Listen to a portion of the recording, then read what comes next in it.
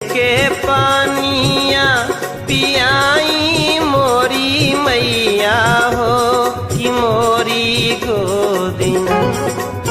मलिनिया मना कर दहलस, कैसे पानी पियाई? कहे कि मालिन के गोद में एगो छोटा सा अबोध बच्चा रहे भैया गोदी में।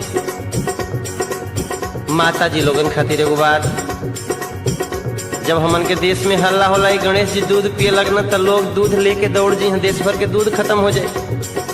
साक्षात जगत जननी भगवती आके कहत भी हमके पानी पिया दो, मालिन इनकार कर दहलस।